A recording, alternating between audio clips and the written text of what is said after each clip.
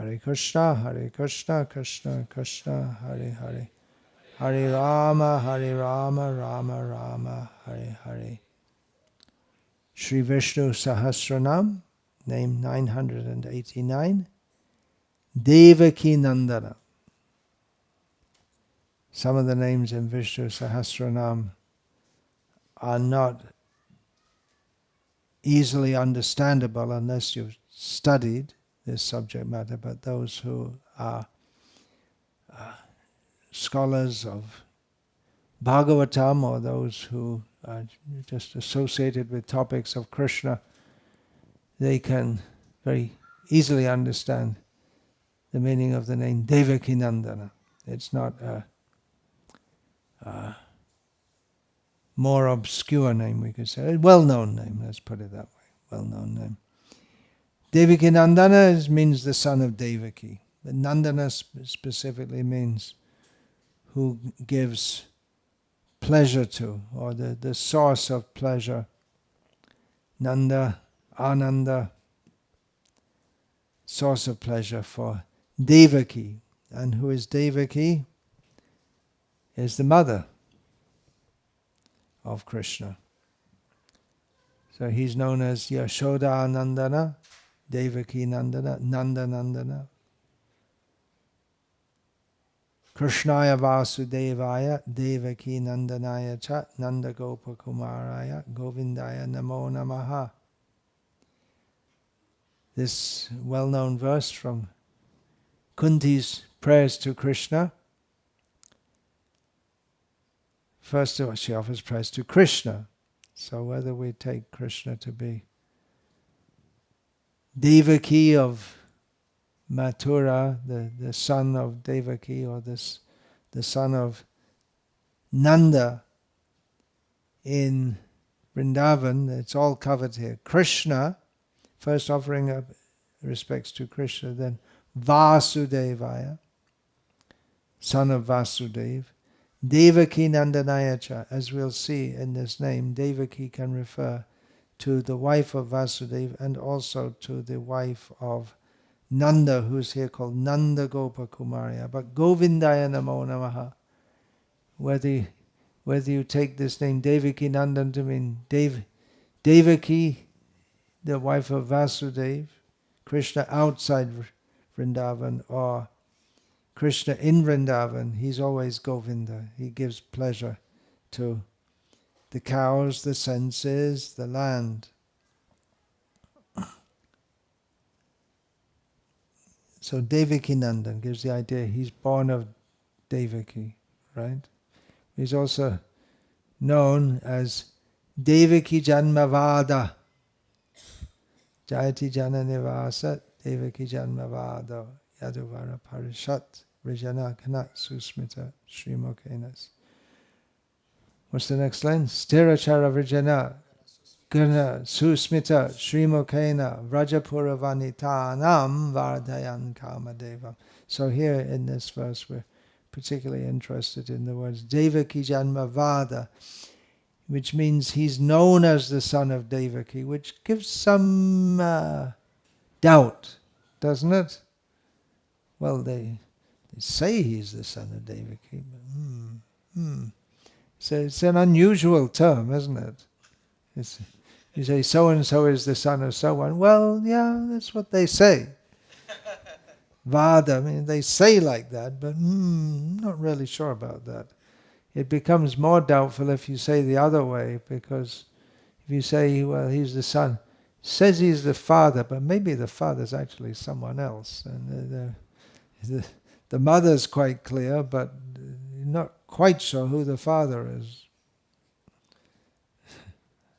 Case of Satyakama, well, he was straightforward and honest. He didn't know.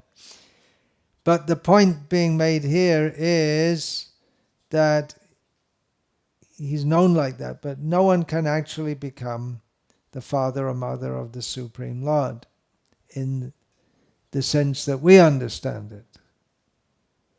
There's no such thing as the biological father or mother of the Supreme Lord, because he's beyond biology. He doesn't have a body with formed by DNA and all these kind of things. It's not, he doesn't get born according to his previous actions, pious or impious, because he doesn't have pious or impious actions. So he's called Devaki-nandana Vada. He's said to be born from Devaki. He's known as the son of Mother Yashoda, Vasudeva, Nanda Maharaj. Of course, this is from a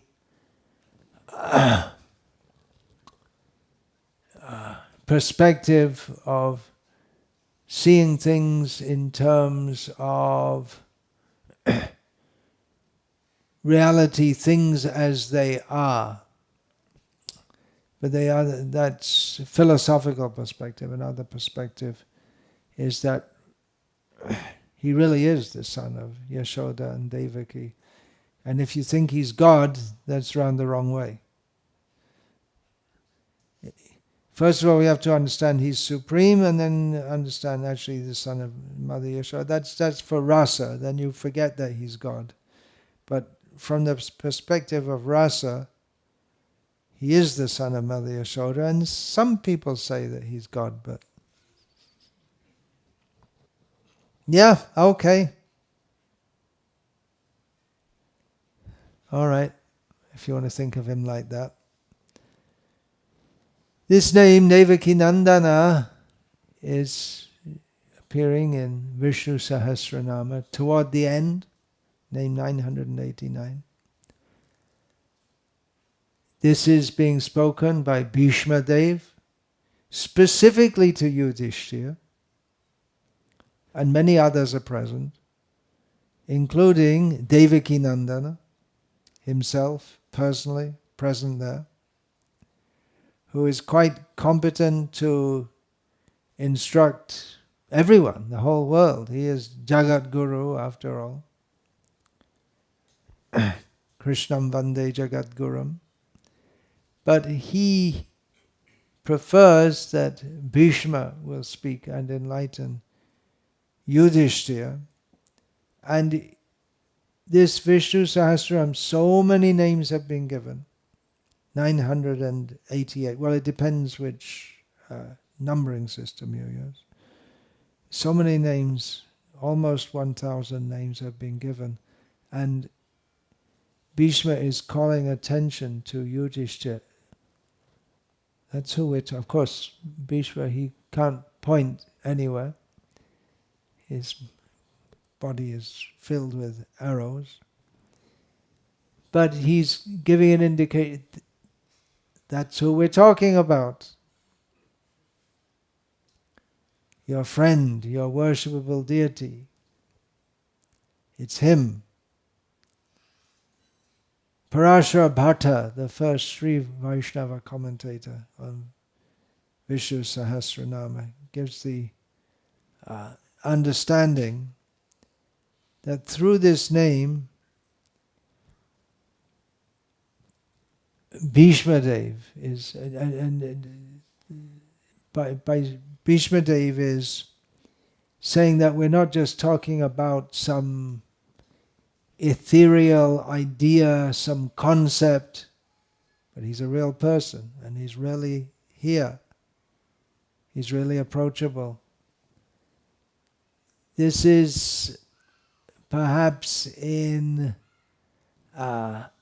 opposition to, polite opposition to Shankara's commentary. Shankaracharya's commentary chronologically came before Parashara Bhatta's commentary. So Shankara, his whole philosophy is, we'll worship Vishnu, comment on Vishnu Sahasranama, accept him as supreme, but ultimately his understanding is Tattvamasi, you are that.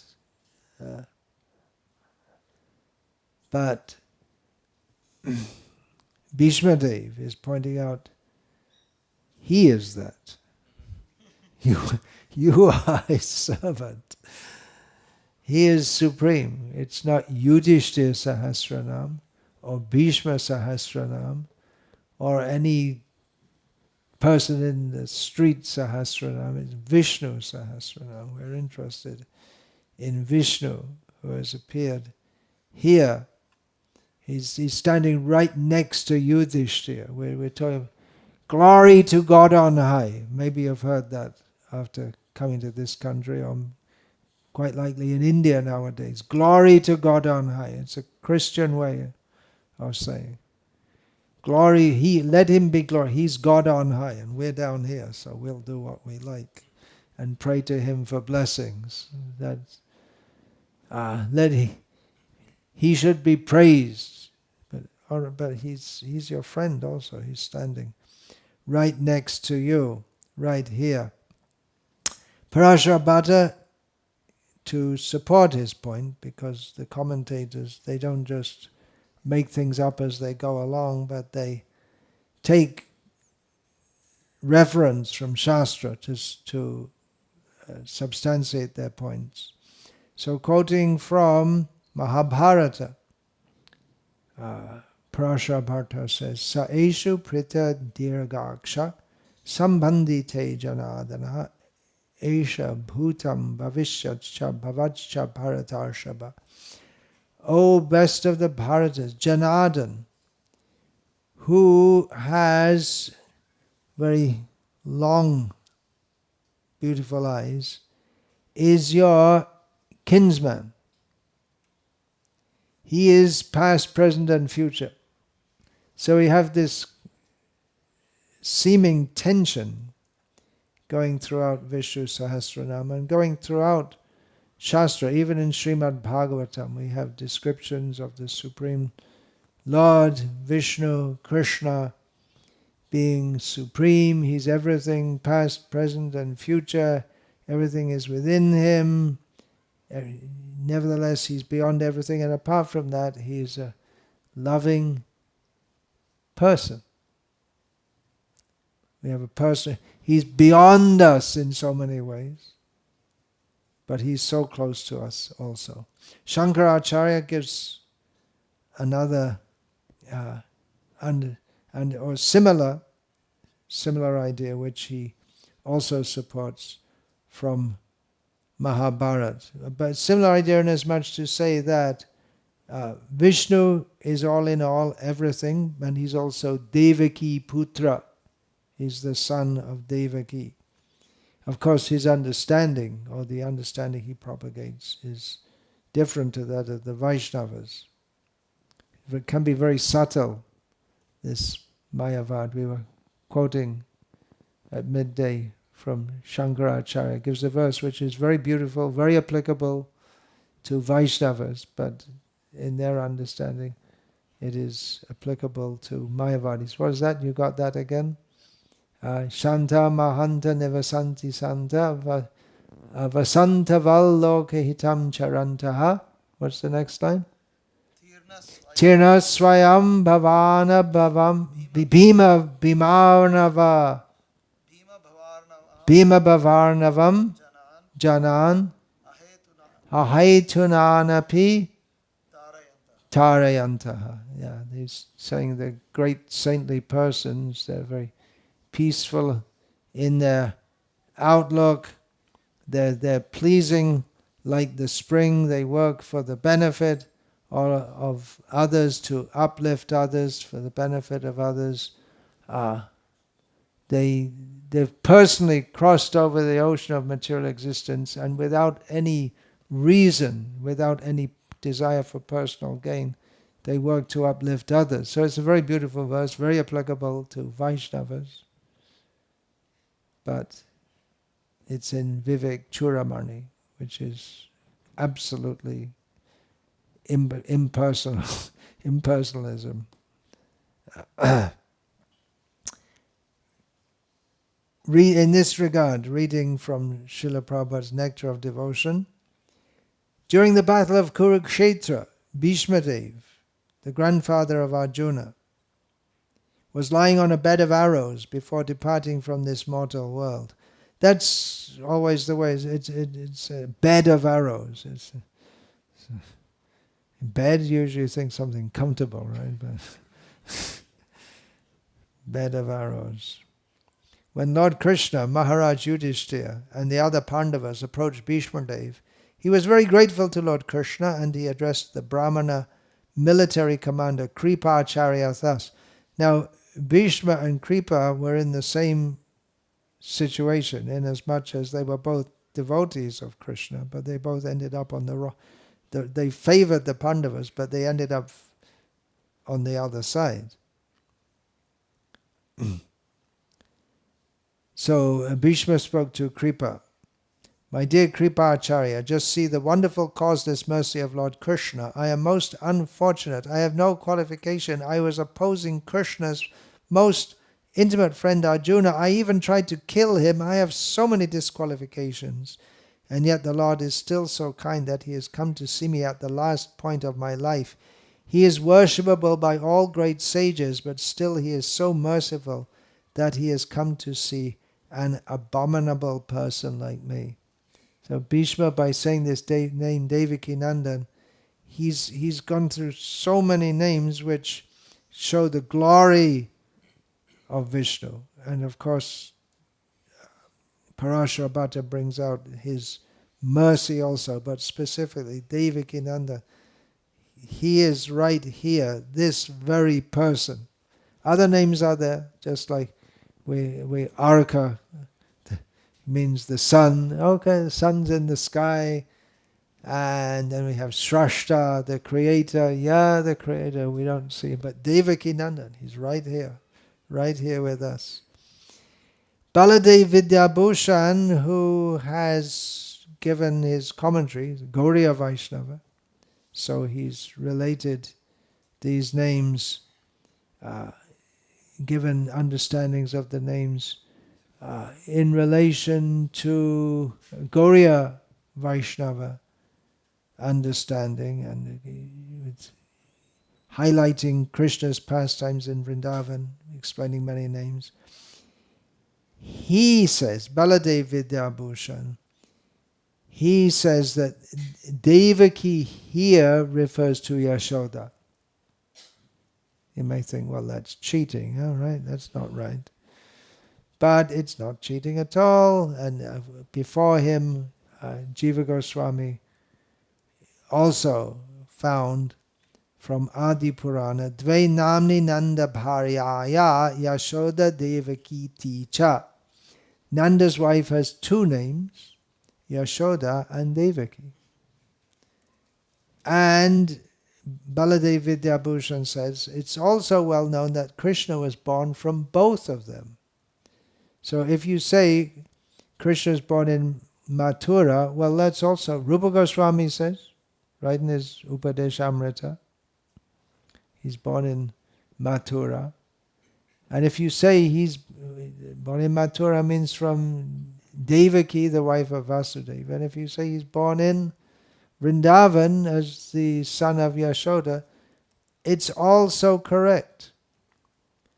Which Baladev explains here, quoting from Shukadev Goswami, Nishite tama udbhute jayamane janadane devakyang devarupinyam Vishnu sarvaguhashaya avirasidhyata pracham dishindur iva pushkala. It was a very dark night. Krishna was taking birth. The powerful Lord Vishnu, who's in everyone's heart, appeared within Devaki, the daughter of King Devaka, just as the moon appears on the eastern horizon. Yashoda Nanda Patni cha jatang param abhutyata. Nata lingam parishranta nidrayapagata smritihi. Yashoda, the wife of Nanda Maharaj, understood that the Supreme Lord had been born, but she was not aware of the manifestation of this. She was exhausted due to labor pains.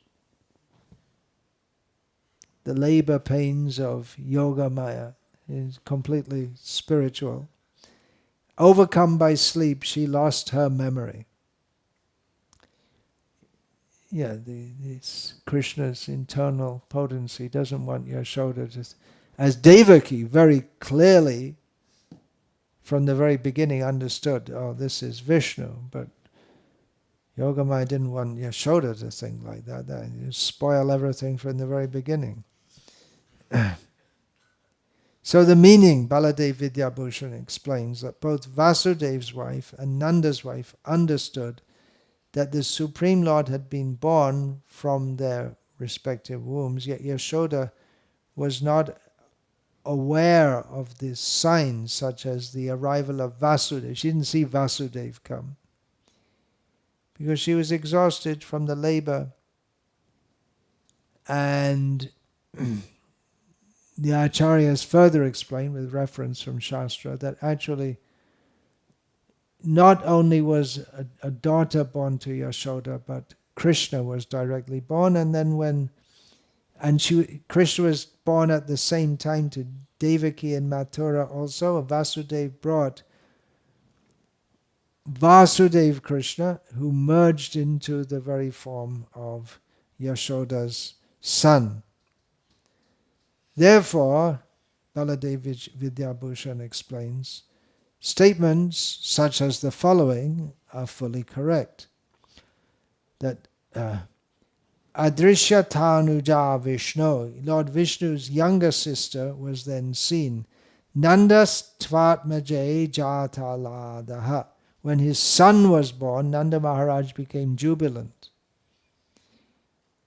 Gopika Sutaha, Krishna the son of the Gopi. So it may be thought that, well, you're just saying that it's conventional. But actually it's fully correct. Although Devaki Janmavada, from another perspective, is not correct. So we have to look from different perspectives here. But by this we can also understand that when it said that Devaki's daughter, Upaguhyat Majam, Devaki embraced her daughter, but Devaki's son becomes one with Yashoda's son, and there's no doubt of this. It's very clear from these statements. Among the 108 names of Lord Krishna, this is all from Baladev Vidyabhushan's commentary, in the Brahmanda Purana, 108 names of Krishna, there are the names Yashoda Vatsala, who's very affectionate to Yashoda, Devaki-nandana. So these are names of Krishna. This Devaki Janmavada, this verse in the purport, it's described that the devotees, however, this is from the commentaries of the Gaudiya Acharyas. So the Gaudiya Vaishnavas take this especially. Gaudiyas and others take this word Devaki Janmavada not to mean that he's only said to be the son of Devaki, but actually Krishna was the son of Mother Yashoda, substantiating this point.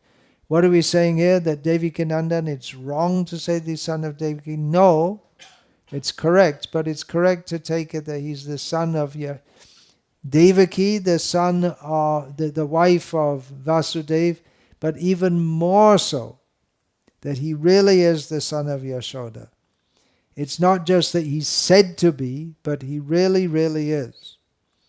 Krishna first appeared as the son of Devaki, transferred himself to the lap of Mother Yashoda, and his childhood pastimes were blissfully enjoyed by Nanda Maharaj and Yashoda, which was admitted by Vasudeva when he met Nanda and Yashoda at Kurukshetra. He said that Krishna and Balaram were really the sons, and we're really the sons of Yashoda and Nanda.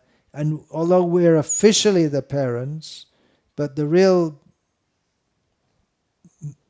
act of being the parents, raising the children, was done by Yashoda and Nanda. So Vasudeva himself admits this. Therefore, Shukadev Goswami describes Lord Krishna as Devaki Janmavada.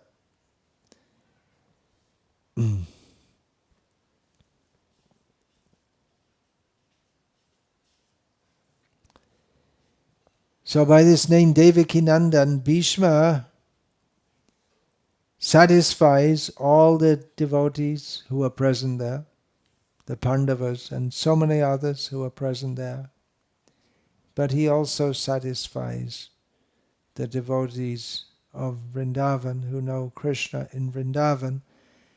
And although Bhishma himself, he worships Krishna, he prefers to see Krishna in his four-handed form. He sees Krishna in his glory and majesty.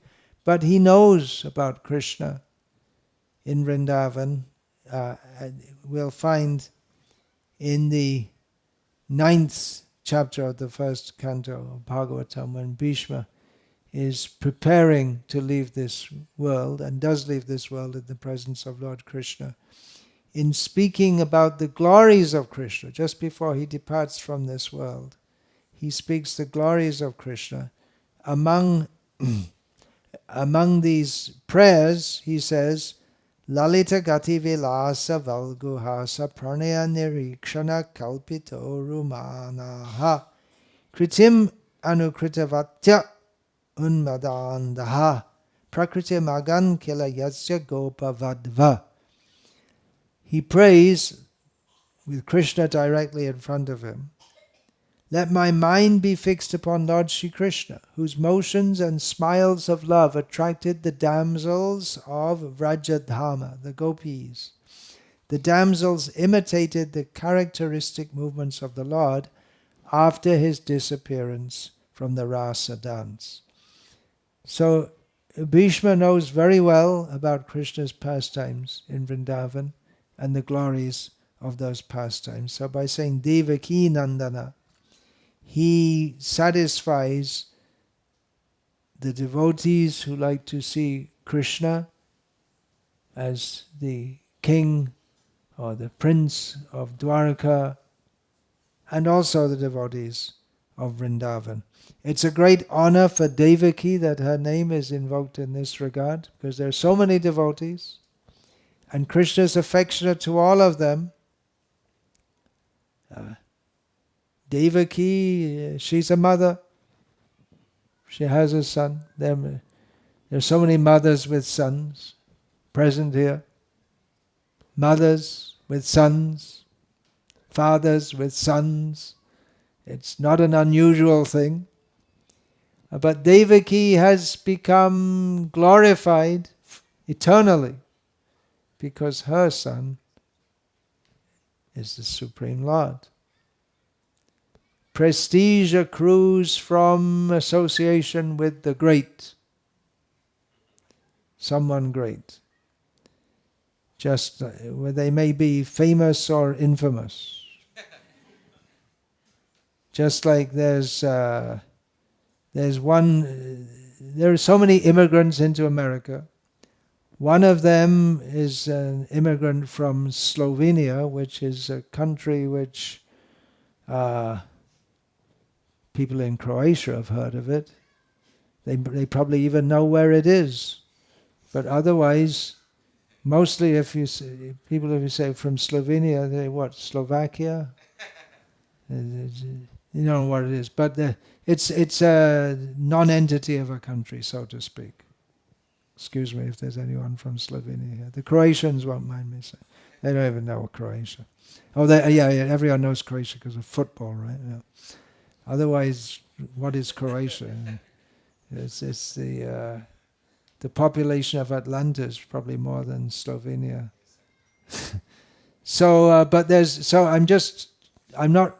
I am running down Slovenia just to make the point that it's an insignificant place, and anyone from there, you wouldn't think there's any importance to anyone from Slovenia, but someone from Slovenia has become very famous in America. 5, 4, 3, 2, 1. Well, you don't know. Happens to be the wife of Ah, you got it. I was saying famous or infamous. Don't shoot me if you're Republican voters. And shoot everyone else. Bordering on politics. I'd be very, very careful.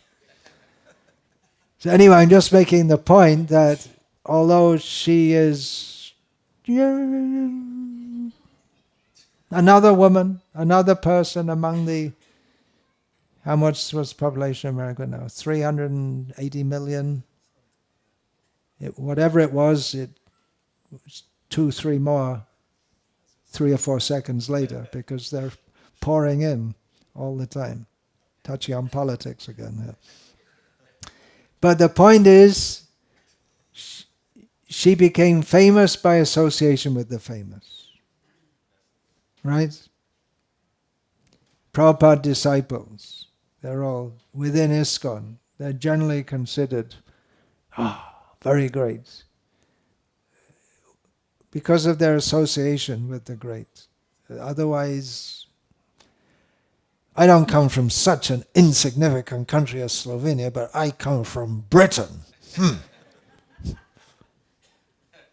America's only great because of Britain, right? Yeah.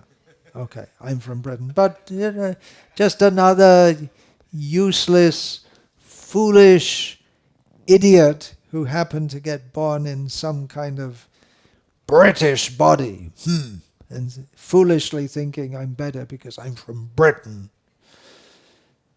But because of association with Srila Prabhupada, people who are very fortunate getting Srila Prabhupada's mercy, they give some respect to me. Otherwise, you're all chanting Hare Krishna. I'm chanting Hare Krishna. But some respect is given. So association with the great, you get prestige from that. One devotee told me that his wife's family is descended from General Custer, who you may have heard of, some big figure in American military history. Is it? Yeah. So that's considered prestigious within America to be descended from him. Or if you're descended from one of the founding fathers, or like that. So prestige accrues from association with the great. So Devaki, we're remembering her. Bhishma has cited her name among all the many devotees. Ananta Koti Vaishnava. There's so many Vaishnavas, but he's specifically chosen to make this point, that which he's made practically throughout all his commentary on Visnu-sahasranama. Parashara Bharta has made the point that Krishna is very kind to his devotees.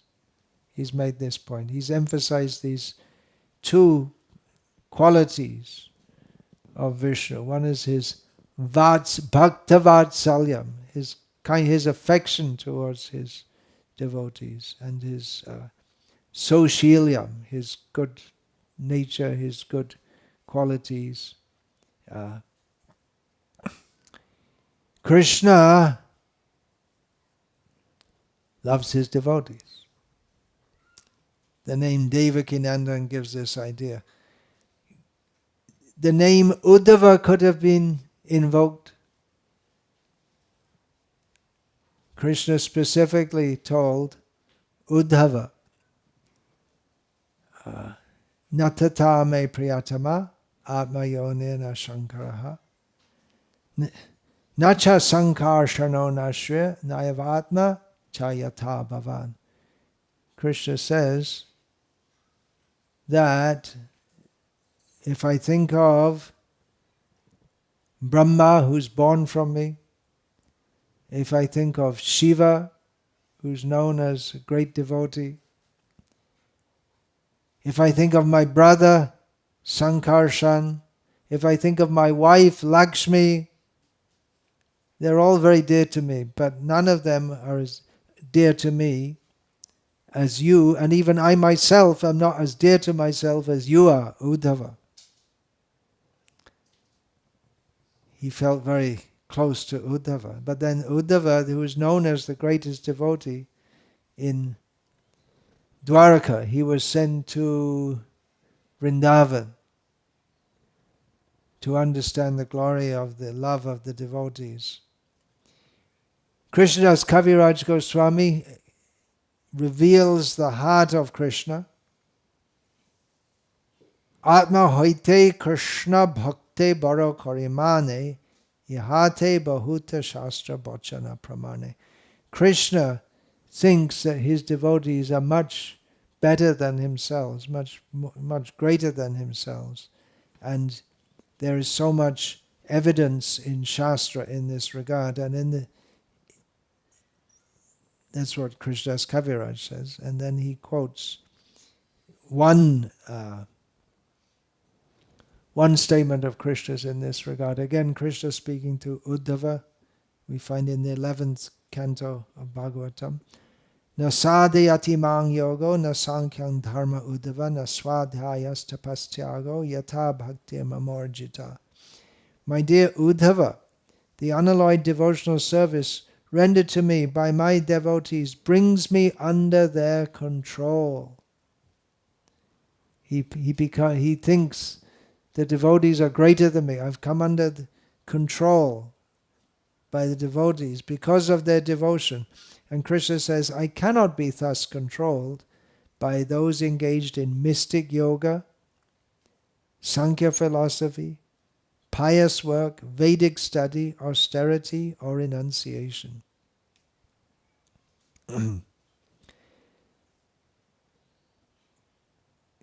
Vasudevanandana.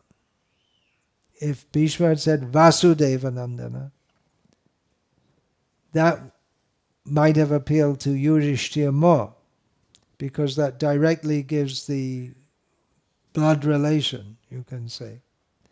Devaki, of course, is the wife of Vasudeva, but the direct blood relation, we can say, although Krishna is not flesh and blood as we are, as our bodies are. But he chose to give the name Devaki because the love of the mother is more pronounced than that of the father, generally speaking.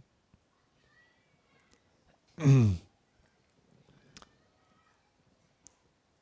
Prabhupada writes in his book, Krishna, the Supreme Personality of Godhead, an affectionate mother takes great care of her child and is always anxious to see that the child is not disturbed even for a moment. Mother Yashoda set the example for all affectionate mothers. This is the standard. Actually, when the British were in India, the Indian people, they couldn't understand why the British, they don't seem to be very affectionate to their children. There's a different mentality. The idea is that you should, because the world's tough, so you should raise your children to be tough. So don't be too nice to them. I don't know if that's elucidated or explicated, but that seems to be the mentality, that you got to be strong and stand on your own 2 feet. Whereas in Indian culture, the general idea is to make the children just shower them with affection and love. Of course, there are other words for son. Atmaja, Suta, Putra. But Nandan gives the sense of pleasure-giving. Srila Prabhupada writes that Mother Yashoda set the example for all affectionate mothers. He also said that the love for a mother is the closest thing to the love of a mother for the child is the closest to pure spiritual love. It's the closest to selfless love. But the mother-son love in this world gives only a little idea. It's an indication, a perverted reflection. It's a millionth of a millionth of a millionth of the love that Devaki has for Devaki-nandana. millionth of a millionth of a millionth. And you can go on increasing the numbers. It's a perverted reflection. So Devaki is the mother of God. That's a big thing in the Christian religion, isn't it? Especially in the Catholics. They practically worship Mary, the mother of God, more than they do Jesus. It's all it's the tendency to worship the mother figure, which is there in all cultures, and in Hindu culture, Vedic culture, that is coming out as the worship of Durga, Amma, Jagadamba, yeah. It's there. But but taking her as a material mother, give us all comforts and pleasures.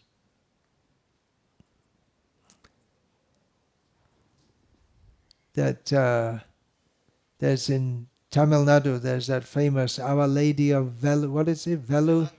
Velankadi, something like that.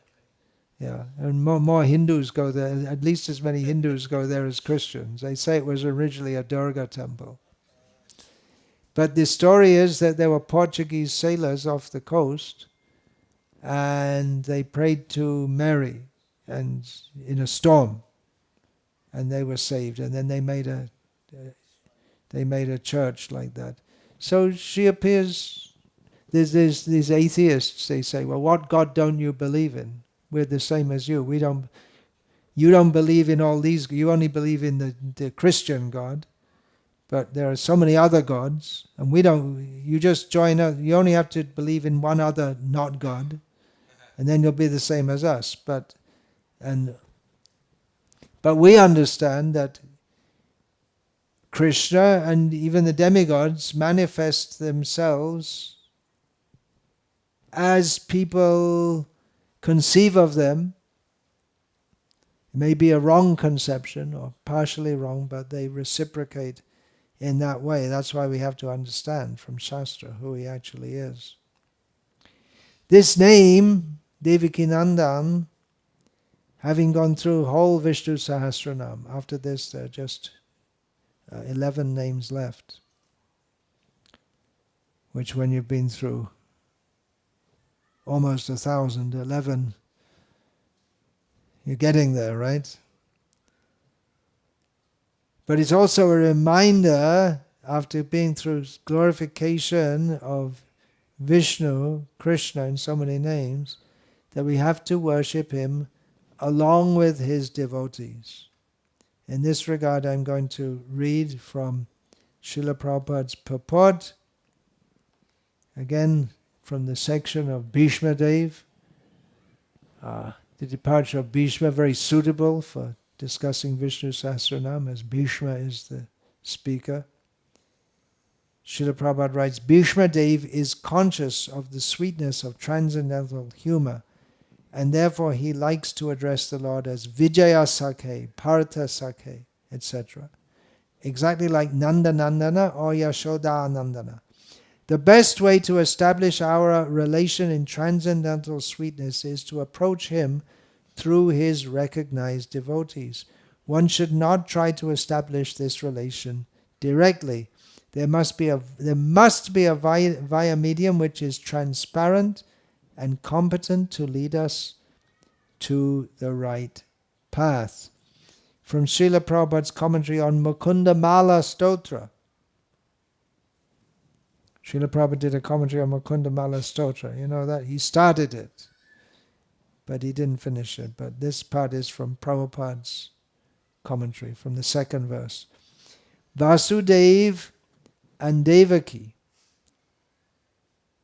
Yeah, thinking of that, right? The Mukunda Mala also begins. Sri Vallabh.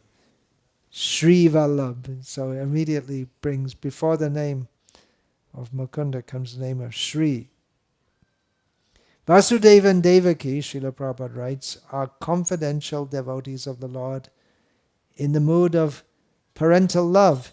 Even greater than them are Nanda and Yashoda, his foster parents in Vrindavan. The Lord takes great pleasure in being addressed as Devaki-nandana. the son of Devaki, Nanda-nandana, the son of Nanda, Yashoda-nandana, the son of Yashoda, Dasharati, the son of King Dasharath, Janaki-nath, the husband of Janaki, and so on. The pleasure one gives the Lord by addressing him by such names is many, many times greater than the pleasure he enjoys when he is addressed as the Supreme Father, the greatest of the great, Parameshwar, or anything of that nature, which indicate volumes of awe and veneration.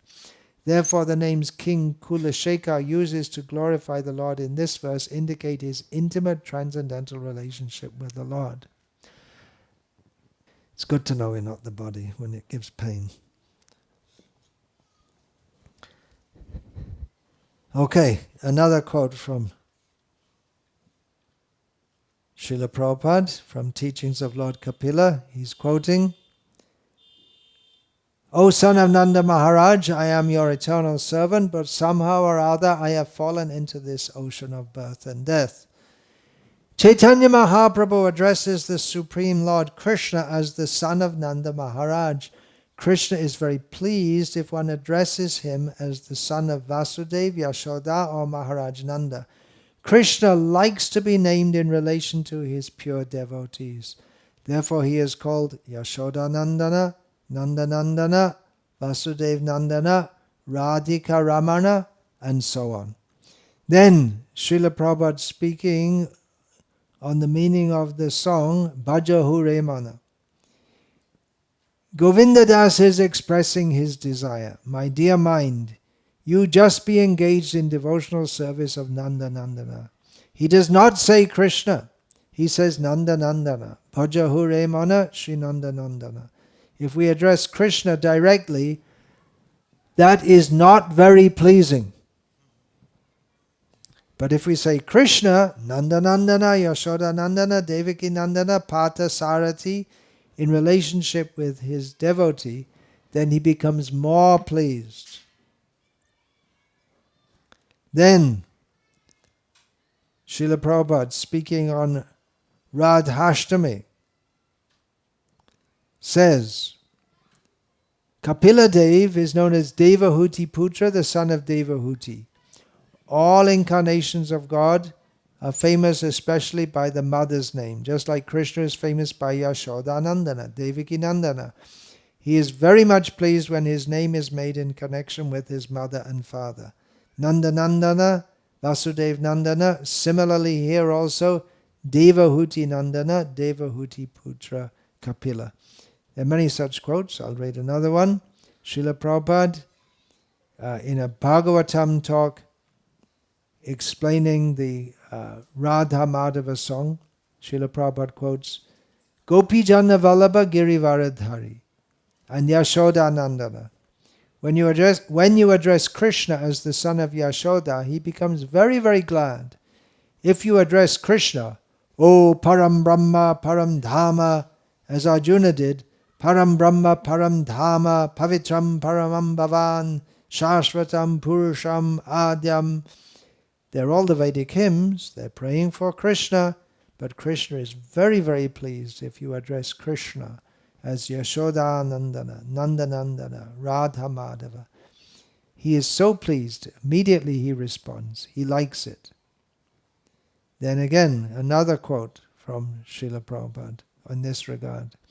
Chaitanya Mahaprabhu offers his prayer, Ainanda Tanuja Patitang Kinkarang Mam. My dear Lord, the son of Nanda Maharaj, Krishna. Krishna accepted the sonhood of Mother Yashoda and Nanda Maharaj, so he is very much pleased if anyone addresses Krishna as the son of Vasudeva or Vasudev. Vasudev means the son of Vasudeva. And if someone addresses him, Yashoda-nandana, Yashoda-nandana Brajajana Ranjana, he is very happy. Because when you address Krishna in relationship with his pure devotee, he is very happy. Therefore we address Yashoda-nandana, Nanda-nandana, Vasudeva-nanda, Radhika Ramana, like that. So therefore Chaitanya Mahaprabhu addresses Krishna, Ainanda Tanuja, O the son of Nanda Maharaj. Then from another talk, Srila Prabhupada says. We say Nanda-nandana, I Nanda-nandana. Chaitanya Mahaprabhu does not say directly, O Krishna. He says, O the son of Nanda. Krishna is very much pleased. Just like Nanda Maharaj, he is supposed to be the maintainer of Krishna, so he takes pleasure, Krishna takes pleasure, when his devotee's name is there. Just like we say, Radha Krishna. Radha Krishna. Radha's name is first. Why? Nobody can be a better devotee than Radharani. So as soon as Radha's name is there, Krishna is more pleased. That is the way. If we glorify the devotees, the character of the devotees before the Lord, He's more pleased than to glorify Himself directly. Another quote in this regard. Nanda Kishore Krishna. Krishna is known as Nanda-nandana, Nanda Kishore, Nanda Kumar, so many. Krishna. Krishna likes to be called like that. If you say simply Krishna, he is not so very satisfied. But if you call him the son of Nanda Maharaj, he is very pleased because of the name of his devotee. So we're getting this idea from this name, Devaki-nandana. One question may arise. Some of the names we have in Vishnu Sahasranama declare him, well, one of the names we just had, Atma Yoni, and then after that, Swayam Jata, Swayambhu. He's born of himself, self-produced. So how is he Devaki-nandana? Contradictory. Again we go to the prayers of Kunti Devi. Janma karma cha vishvatman ajasya katur atmanaha tiryan rishishu yadasu tadadyanta vidambanam. We're going to solve this confusion. How is Kunti going to solve this confusion? She says, of course it is bewildering, O soul of the universe, that you work, though you are inactive, and you take birth, although you are the vital force and the unborn. He is the source of life and unborn, yet he takes birth. Take birth means it's the beginning of your life, right? But he's the source of all life. You yourself descend among animals, men, sages, and aquatics. This is very bewildering. So did we get sorted out? No, we just accept. That's all. He's unborn. He's born.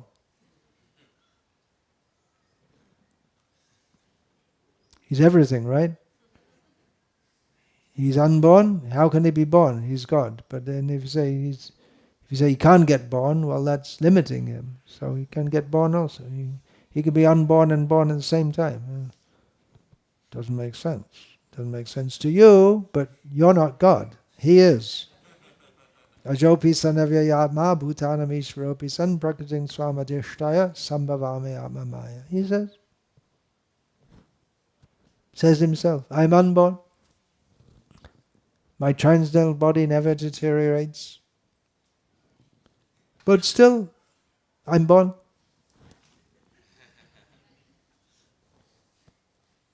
Then, janma karma cha me divyam. It's transcendental. It's impossible to understand by material logic, but if we can understand it, then we go to Krishna. Devaki and others are praised because of their connection with Krishna. But Krishna himself feels blessed by association with devotees. So by saying Devaki-nandan, it might seem like it's more of a glorification of Devaki, but Krishna thinks, oh, my mother, she's so wonderful. I'm so fortunate to have such a wonderful mother. Again, Krishna speaking to Uddhava. With the dust of my devotees' lotus feet, I desire to purify the material worlds which are situated within me.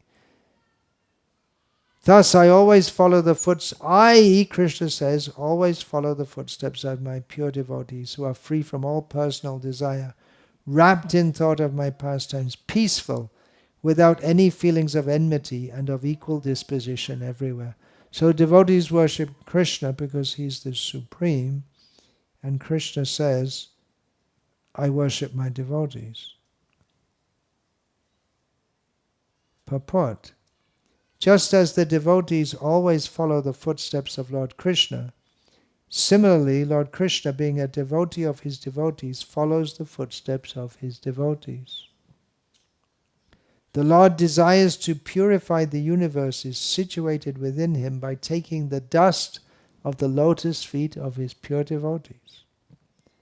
Without the dust of the lotus feet of their devotees, it is not possible to engage in pure devotional service, without which one cannot directly experience transcendental bliss. Lord Krishna thought, I have established this strict rule that one can enjoy my transcendental bliss only through devotional service obtained from the dust of the lotus feet of my devotees. Since I also desire to experience my own bliss, I will observe the standard procedure and accept the dust of my devotees' feet. Srila Madhvacharya points out that Lord Krishna follows the footsteps of his devotees in order to purify them. As the Lord walks along behind his pure devotees, the wind blows the dust of the Lord's feet in front of his devotees, who then become purified by contact with such transcendental dust. That's Madhvacharya's explanation.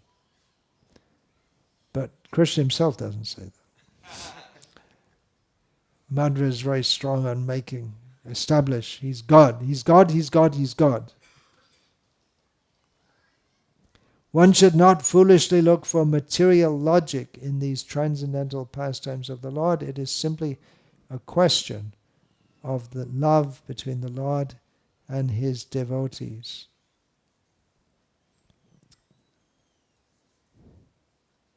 Chaitanya Charitamrita, I'm just going to read the English translations. Krishnadas Kaviraj Goswami is relating these topics, these topmost topics. Krishna cannot proportionately reciprocate devotional service in Madhurya Rasa. Therefore, he always remains a debtor to such devotees. The conjugal love of the gopis is the most exalted devotional service, surpassing all other methods of bhakti. Therefore, Lord Krishna is obliged to say, my dear gopis, I cannot repay you. Indeed, I am always indebted to you. And Krishnadas Kaviraj quotes from the Bhagavatam in this regard, Krishna speaking to the gopis, I am not able to repay my debt for your spotless service. Even within a lifetime of Brahma, your connection with me is beyond reproach. You have worshipped me, cutting off all domestic ties, which are difficult to break. Therefore, please let your own glorious deeds be your compensation. From Srila Prabhupada's purport, Canto 1, Chapter 16, texts 26 to 30. The Lord does not require benefit from anyone besides himself, because he is full in himself. Still, he feels benefited. It's not just a philosophical principle, but he feels benefited by the unalloyed services of his devotees. The Lord feels grateful to his devotees for such unsophisticated, unconditional service, and tries to reciprocate it by rendering service, although the Lord has, although the devotee also has no such desire in his heart. So devotees are trying to serve Krishna with no personal desire, and Krishna wants to reciprocate with that. And there are so many examples. That Krishna gives himself to his devotees. He cannot even be seen by yogis who meditate. With very great difficulty they can fix the form of him in their heart. But Mother Yashoda bound him up, tied him up. He felt so indebted to her love that he had to. Krishna became the messenger, the charioteer of the Pandavas. Prabodhananda Saraswati in his Radha Rasa Sudha Nidhi says obeisances to the direction, the very direction in which Rishabhanu Nandini, the daughter of Rishabhanu, Radha, the very direction from in which she's situated. We offer obeisances to that, because when the breeze coming from that direction comes up to Krishna, and it moves the edge of his garment, that Krishna, who cannot be attained even by the best of the yogis, thinks, now my life's a success. Prabhupada's purport, coming from the third canto. The Vedas are full of transcendental knowledge and spiritual values, and thus Devaki, the mother of Lord Krishna, conceived the Lord in her womb as the personified meaning of the Vedas. So she's also Veda Mata, because she's the mother of Krishna, who's the personified Veda. He's the very meaning of the Vedas. There is no difference, Prabhupada says, between the Vedas and the Lord. The Vedas aim at the understanding of the Lord, and the Lord is the Vedas personified. Devaki is compared to the meaningful Vedas, and the Lord to their purpose personified. And just yesterday morning in the Bhagavatam talk was discussing this very point. So I elaborate on that there. So Devakinandana, I was saying it's a name we can immediately understand the meaning. It's at least theoretically we can understand. But it is a characteristic of the commentators on Shastra, Visnu-sahasranama included. They always try to find more and more different meanings.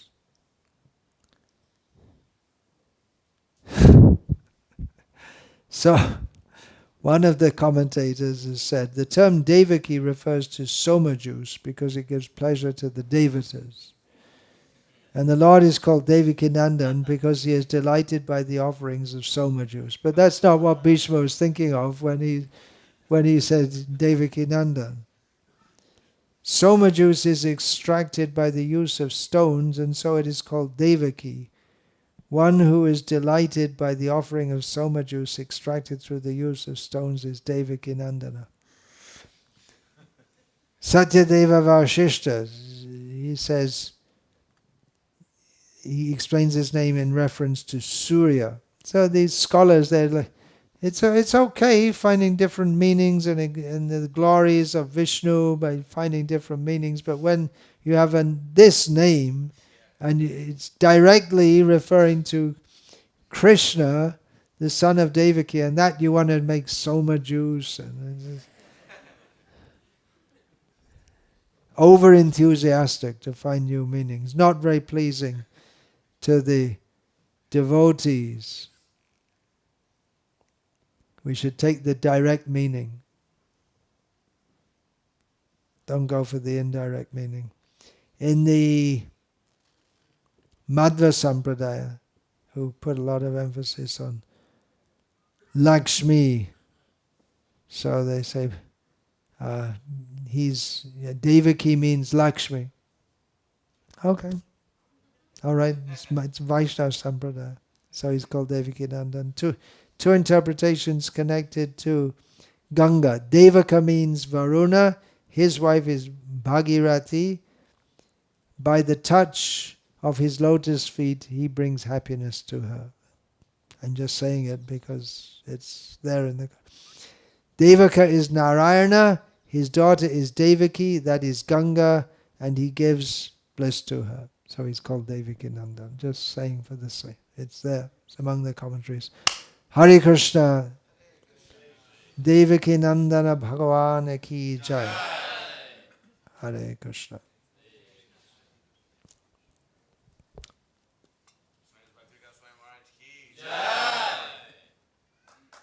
Vancha kalpatarubhyascha kripa sindhubhya evacha patitanam pavanebhya Vaishnavebhyo namo namaha dante nidai churnikang padayani padyakrit vaja kaku shatam etad aham bravimi hey sadhava sakala eva vihaya durad gauranga chandra charne kurutanuraga parivadatu jano yata tata va nanamukarona vayang vicharayamaha hari rasa madira madati mata bhuvi vilotama nartama nirvishama.